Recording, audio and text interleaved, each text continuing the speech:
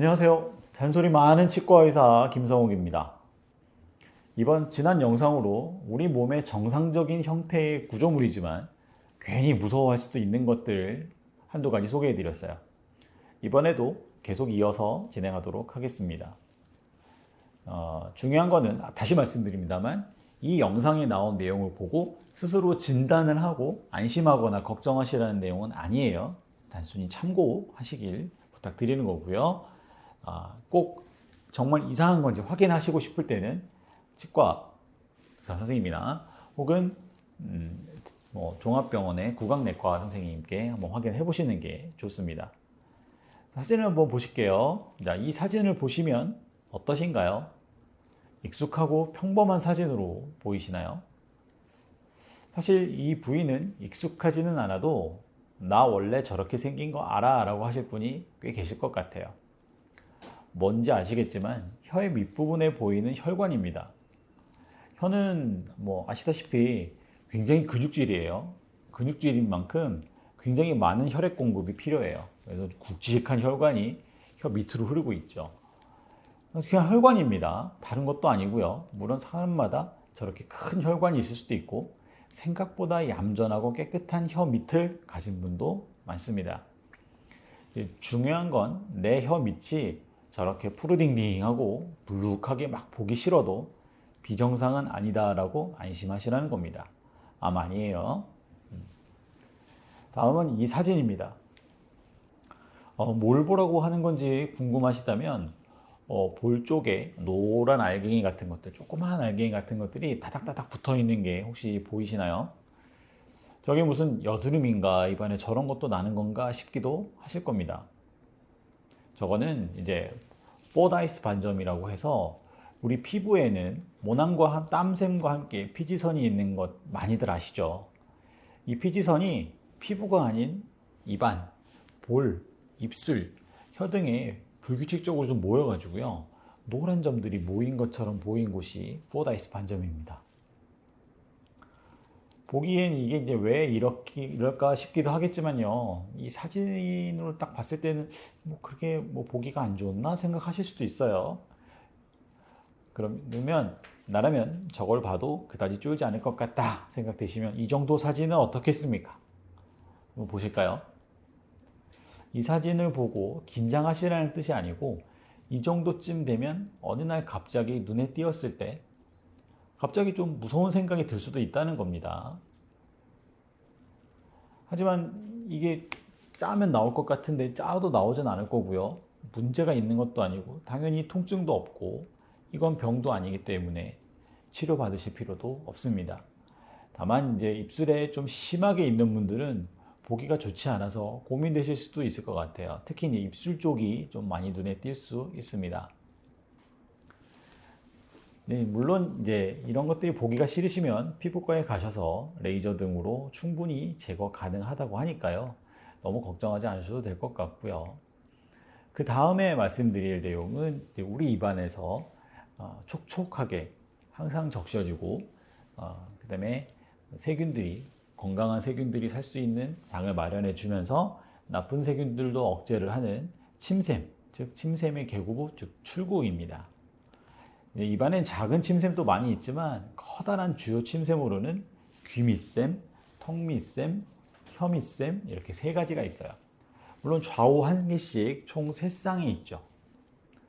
그리고 여러 경로를 통해서 타액을 분비하기도 하는데요. 그 중에 좀 더 굵은 타액관이 있습니다.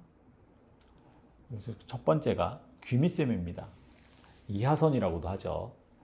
우리가 혀로 이렇게 볼 바깥쪽을 이렇게 좀 훑듯이 이렇게 올려보시면 큰 어금니 부근에서 뭔가 볼 쪽에 불룩하고 약간 덜렁거리는 게 있어요. 물론 정도의 차이는 있어요. 이게 뭐지? 왜 이런 게 볼에 달려있지? 그냥 궁금하실 수도 있고 좀 뭔가 이상하게 느낄 수도 있습니다. 저도 치과의사 되기 전에 이게 왜 여기가 불룩하지? 생각해 본 적이 있어요. 그건 이제 턱밑샘의 계구부입니다. 턱밑샘에 있던 타액이 나오는 곳이죠. 우리 이제 배고플 때 음식 냄새를 맡고 먹고 싶다는 생각이 강하게 들면 침 나온다고 하죠. 특히 이제 사람보다는 그 동물들에서 맛있는 음식의 냄새를 맡으면 침 뚝뚝뚝 떨어져요. 그때 볼 쪽이 좀 땡기는 느낌이 들면서 이게 침이 나올 때 저는 귀밑샘을 근육이 짰다고 보시면 됩니다. 이 귀밑샘에 나오는 타액은 굉장히 묽어요. 그래서 보면 동물에 나오는 것도 침이 뚝뚝 떨어지죠. 간혹 이를 잘 안 닦고 매우 피곤하거나 할 때 그 부위가 부어서 아플 수가 있어요. 볼이 아픈 거죠.